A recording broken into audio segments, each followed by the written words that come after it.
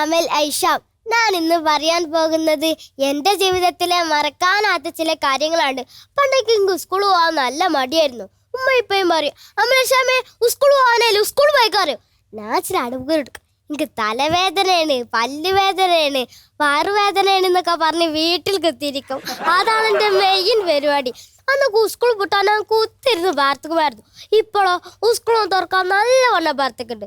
കാരണം 2 വർഷമായി ലോക്ക്ഡൗൺ കാരണം സ്കൂൾ പൂട്ടിയിട്ട് ഇപ്പൊ ഫുൾ ടൈം ഓൺലൈൻ ക്ലാസ്സാണ്. അപ്പൊ വീട്ടിൽ നിന്നായിട്ട് വീട്ടുകാർക്ക് ഞങ്ങൾ ഒരു വിലയില്ല.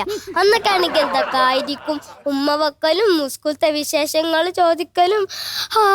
അതൊക്കെ ഒരു കാലം. ഇപ്പൊ ഞാൻ ഏത് ക്ലാസ്സിലാണെന്ന് പോലും അറിയില്ല. അതാ ഇപ്പത്തെ അവസ്ഥ. എന്റെ മാത്രല്ല, എന്റെ പോലുള്ള എല്ലാ കുട്ടികളുടെ അവസ്ഥ ഇത് തന്നെയാണ്. ഇപ്പൊ എല്ലാവരും സ്കൂൾ തുറക്കാൻ കാത്തിരിക്കാം. ഇതുവരെയായിട്ടും മനസ്സിലാത്തൊരു കാര്യമുണ്ട്. എനിക്കൊരു ഇക്കാക്കുണ്ട്. ഇക്കാക്കൊരു കാലുവേദന, തലവേദന, എന്തിന് പല്ലുവേദന വരെ വന്നെന്താ വീട്ടുകാർ പറയാ, എങ്ങനെ വരാതൊക്കെ 24 മണിക്കൂർ ഫോൺ മേലല്ലേ, പിന്നെ എങ്ങനെ വരാതൊക്കെയാണ്. ഫോൺ കളിച്ചതാ പല്ലുവേദന വരും. ഞാനിത് ആദ്യമായിട്ട് കേൾക്കുക. രാവിലെ മുതൽ വൈകുന്നേരം വരെ ഓൺലൈൻ ക്ലാസ് കാണണേ. എന്നോട് തെത്തപ്പോലൊന്നും പറയാത്ത. ഇപ്പൊ സ്കൂളൊക്കെ വിട്ടു വരുമ്പോളേ ഫോൺ മക്കട്ട് പായലേനി. ഇപ്പൊ ഫോണോട് കാണുമ്പോ സ്ഥലം കാലിയാക്കും. ആ ഓൺലൈൻ ക്ലാസ്സിന്റെ ഒക്കെ ഒരു പവറേ. പിന്നെ ഞാൻ ഒഴിവുള്ള ദിവസങ്ങളിൽ വ്ളോഗ് ചെയ്യാറുണ്ട്. അങ്ങനെ ദിവസം ഉമ്മ ഇപ്പോഴും പുറത്തു പോയി. ഞാൻ അപ്പുറത്തെ വരെന്ന് കോണ്ടിരുത്തണമെന്ന് മരത്തി വെച്ച് മരത്തിനെ നിറഞ്ഞത് വ്ളോഗ് ചെയ്യിക്കായിരുന്നു. അതൊക്കെ നശിപ്പിക്കാൻ എൻ്റെ ഇക്കാക്ക വന്ന് കോണിരുത്തുണ്ടായി. ഞാൻ മരത്തിന്റെ നിറം ഒരുപാട് കരഞ്ഞു. അവനത് വീടെടുത്ത് അവന്റെ യൂട്യൂബ് ചാനലൊക്കെ ഇട്ട് അവനോട് വരലായി. ഞാനവിടെ നാറിപ്പോയി. അപ്പൊ എന്തായാലും ഒരു പണി കൊടുക്കണല്ലോ. പണി കൊടുക്കണ അവന്റെ റൂമിന്റെ വാതിന്റെ അടി നിറച്ചു വലിച്ചോണ്ട് ചവി വീഴാനും മടി. വീണത് ഉപ്പയായിരുന്നു. എന്റെ കാര്യത്തിൽ തീരുമാനമായി. കേൾക്കാനുള്ളത് കേട്ട് കിട്ടാതെ കിട്ടി. ഇനിയിപ്പൊ പറഞ്ഞിട്ട് എന്താ കാര്യം.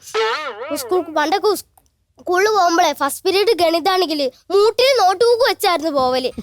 അപ്പൊ നമ്മൾ സ്കൂൾക്ക് പോവാനും തോന്നില്ല. പക്ഷെ വീട്ടിലിരുന്ന് ബോറടിച്ചു സ്കൂൾക്ക് പോവാനും തോന്നുന്നുണ്ട്.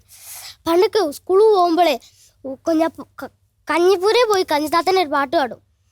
സ്കൂളിലെ കഞ്ഞിപ്പൂരയിൽ കഞ്ഞി വെക്കണ കഞ്ഞിത്താത്തണ്ട്, കഞ്ഞിത്താത്തക്ക് കൂട്ടിനായി കഥ പറയാ കൂട്ടാൻ വെക്കണ കായലുണ്ട്. നല്ല കത്തുന്ന വിറകാണ്, നല്ല വേവണ അരിയാണ്, മലത്തിന്റെ വിറകാണ്, റേഷൻ കാട്ടിലെ അരിയാണ്. ഇനിക്ക് നിങ്ങൾ പറയാത്. നീ സ്കൂള് പൂട്ടണം എന്നാരും പ്രാർത്ഥിക്കരുത്. സ്കൂൾ തുറക്കണം എന്നാണ് നിങ്ങൾ പ്രാർത്ഥിക്കേണ്ടത്.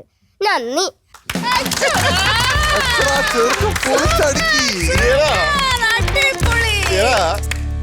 ഇവൻ അവിടെ വന്നിട്ട് മിണ്ടാതെ ഇങ്ങനെ പതുങ്ങി നിന്നിട്ട് ആക്ട് സ്റ്റാർട്ട് ചെയ്തത് ഇവന്റെ വേറെ ലെവലായി പോയി.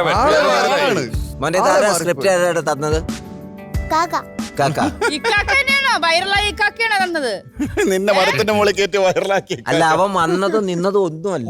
പെർഫോമൻസിൽ വേറെ ലെവലാണ്. റിയൽ ആക്ടറാണ്. ശരിക്കും റിയൽ ആക്ടറാണ്.